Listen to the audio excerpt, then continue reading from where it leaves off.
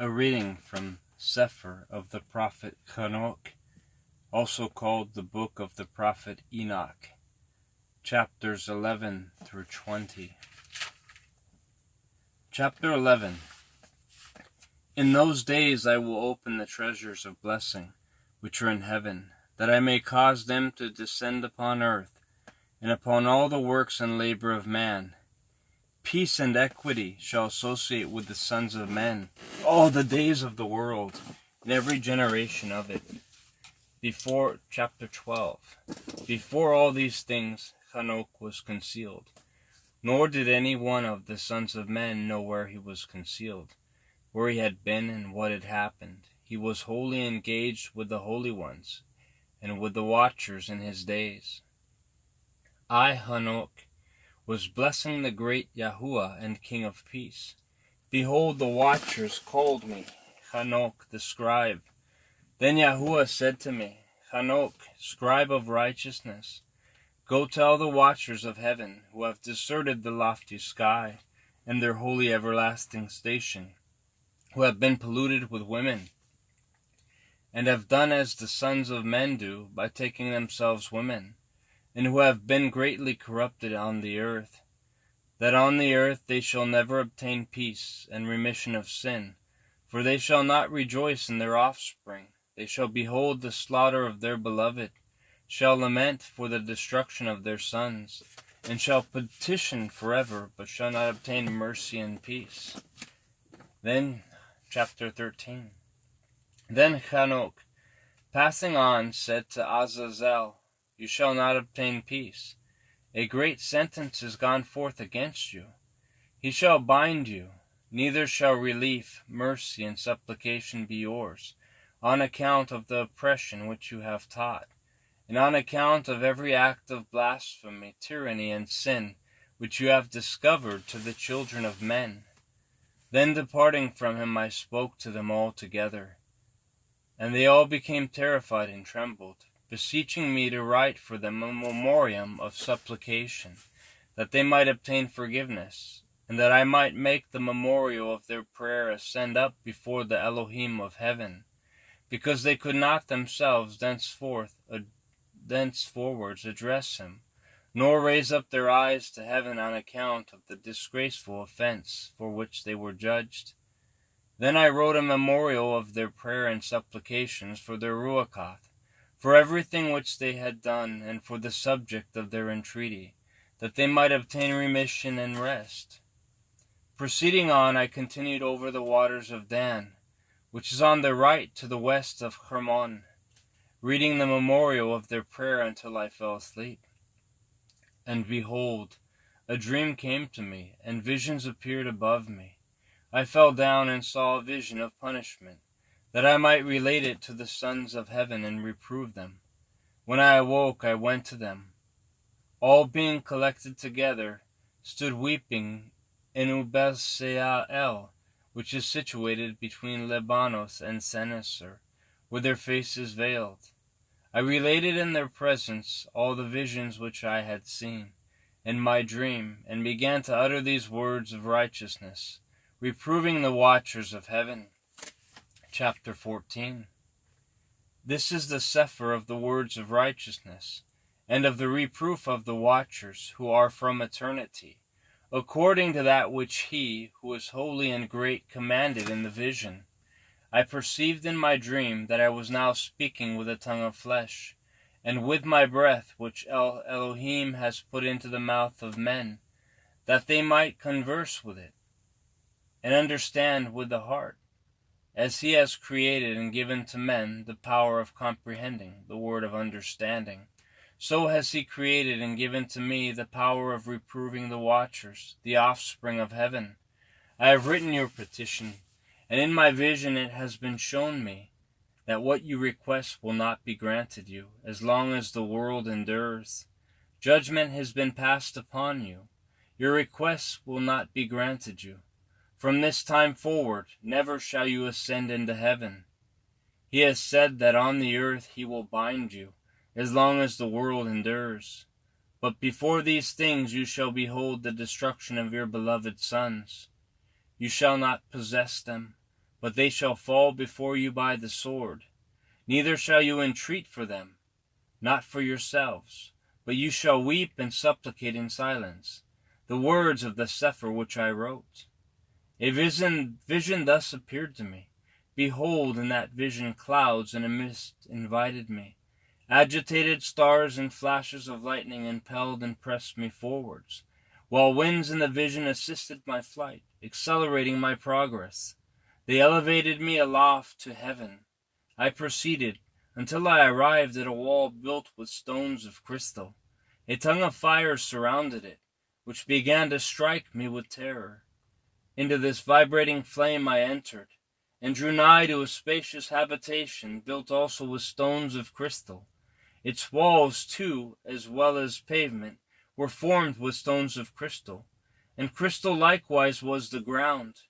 Its roof had the appearance of agitated stars and flashes of lightning, and among them were cherubim of fire, and their heaven was water. A flame burned around its walls, and its portal blazed with fire. When I entered into this dwelling, it was hot as fire and cold as ice. No trace of delight or of life was there. Terror overwhelmed me, and a fearful shaking seized me. Violently agitated and trembling, I fell upon my face. In the vision I looked, and behold, there was another habitation more spacious, every entrance to which was open before me, erected in a vibrating flame. So greatly did it excel in all points, in glory, in magnificence, and in magnitude, that it is impossible to describe to you either the splendor or the extent of it. Its floor was on fire, above were lightnings and agitated stars, while its roof exhibited a blazing fire. Attentively I surveyed it, and saw that it contained an exalted throne, the appearance of which was like that of frost, while its circumference resembled the orb of the brilliant sun, and there was the voice of the cherubim. From underneath this mighty throne rivers of flaming fire issued. To look upon it was impossible. One great in glory sat upon it, whose robe was brighter than the sun and whiter than snow. No angel was capable of penetrating to view the face of him, the glorious and effulgent, nor could any mortal behold him. A fire was flaming around him. A fire also of great extent continued to rise up before him, so that not one of those who surrounded him was capable of approaching him, among the myriads of myriads who were before him. To him holy consultation was needless, yet did not the sanctified who were near him depart far from him, either by night or by day, nor were they removed from him. I also was so far advanced, with a veil on my face, and trembling. Then Yahuwah with his own mouth called me, saying, Approach hither, Chanok, and my holy word. And he raised me up, making me draw near even to the entrance. My eye was directed to the ground. Chapter 15. Then addressing me, he spoke and said, Hear, neither be afraid, O righteous Chanok, you scribe of righteousness. Approach hither and hear my voice. Go say to the watchers of heaven, who have sent you to pray for them, You ought to pray for men, and not men for you. Wherefore have you forsaken the lofty and holy heaven, which endures forever, and have lain with women, have defiled yourselves with the daughters of men, have taken to yourselves women, have acted like the sons of the earth, and have begotten giants? You being spiritual, holy, and possessing a life which is eternal, have polluted yourselves with women, have begotten in carnal blood, have lusted in the blood of men, and have done as those who are flesh and blood do. These, however, die and perish. Therefore have I given to them women, that they might cohabitate with them, that sons might be born of them, and that this might be transacted upon earth. But you, from the beginning, were made spiritual, possessing a life which is eternal, and not subject to death forever. Therefore I made not women for you, because being spiritual your dwelling is in heaven. Now the giants who have been born of the Ruach and of flesh shall be called upon earth evil Ruachoth, and averse shall be their habitation. Evil Ruachoth shall proceed from their flesh, because they were created from above. From the holy watchers was their beginning and primary foundation. Evil Ruachoth shall they be upon earth, and the Ruachoth of the wicked shall they be called. The habitation of the Ruachoth of heaven shall be in heaven, but upon earth shall be the habitation of terrestrial Ruachoth, who are born on earth. The Ruachoth of the giants are like Nephiliym, which shall oppress, corrupt, fall, content, and bruise upon earth. They shall cause lamentation. No food shall they eat, and they shall be thirsty. They shall be concealed, and shall rise up against the sons of men, and against women, for they come forth during the days of slaughter and destruction. Chapter 16. And as to the death of the giants, wheresoever their Ruachoth depart from their bodies, let their flesh, that which is perishable, be destroyed before the judgment. Thus shall they perish, until the day of the great consummation of the great world. A destruction shall take place of the watchers and the impious. And now to the watchers who have sent you to pray for them, who in the beginning were in heaven, say, in heaven have you been. Secret things, however, have not been manifested to you. Yet have you known a reprobated mystery, and this you have related to women in the hardness of your heart. And by that mystery have women and mankind multiplied evils upon the earth. Say to them, never therefore shall you obtain peace. Chapter 17. They raised me up into a certain place, where they, the angels, were like the appearance of a burning fire. And when they pleased, they assumed the likeness of men. They carried me to a lofty spot, to a mountain, the top of which reaches to heaven. And I beheld the receptacles of light and of thunder at the extremities of the place, where it was deepest.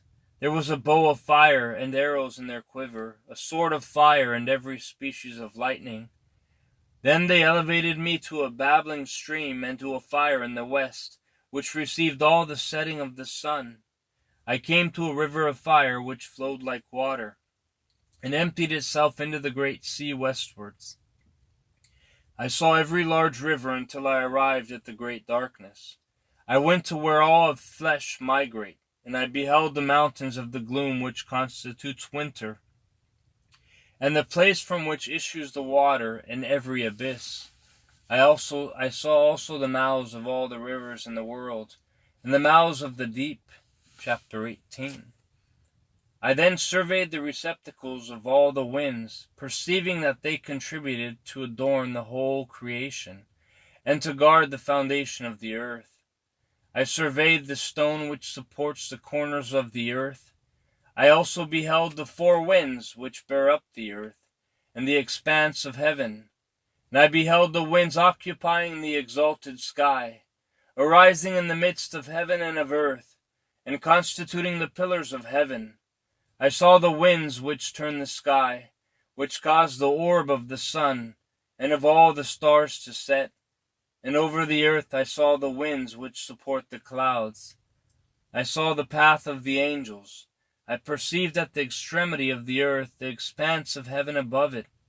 Then I passed on towards the south, where burnt, both by day and night, 6 mountains formed of glorious stones, 3 towards the east, and 3 towards the south. Those which were towards the east were of variegated stone, one of which was of marguerite, and another of antimony. Those towards the south were of a red stone. The middle one reached to heaven like the throne of Elohim, a throne composed of alabaster, the top of which was of sapphire. I saw too a blazing fire hanging over all the mountains. And there I saw a place on the other side of an extended territory, where waters were collected. I likewise beheld terrestrial foundations, deep in the fiery columns of heaven.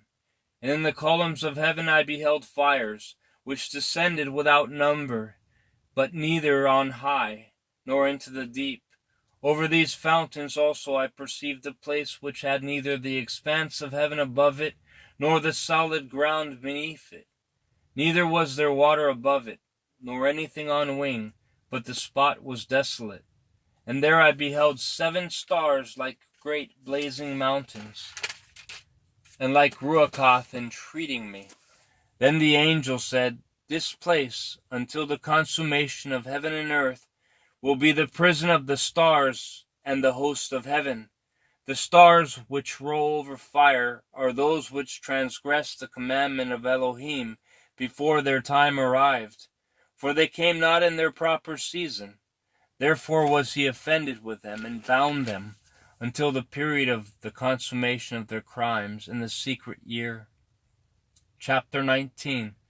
Then Uriel said, Here the angels who cohabitated with women appointed their leaders, and assuming many forms made men profane, and caused them to err, so that they sacrificed to devils as to Elohim. For in the great day of judgment, with which they shall be judged until they are consumed, and their women also shall be judged, who led astray the angels of heaven, that they might salute them. And I, CHANOK, I alone saw the likeness of the end of all things, nor did any man see it as I saw it. Chapter 20. These are the names of the angels who watch. Uriel, one of the holy angels who is over clamor and terror. Raphael, one of the holy angels who is over the Ruachoth of men. Raguel, one of the holy angels who inflicts punishment on the world and the luminaries. Michael, one of the holy angels who is over mankind, virtue, commands the nations. Serachiel, one of the holy angels who is over the Ruachoth of the children of men that transgress. Gavriel, one of the holy angels, who is over the serpents, over paradise, and over the cherubim. End of a reading of the Cepher of the Prophet CHANOK, also called the Book of the Prophet ENOCH, chapters 11 through 20.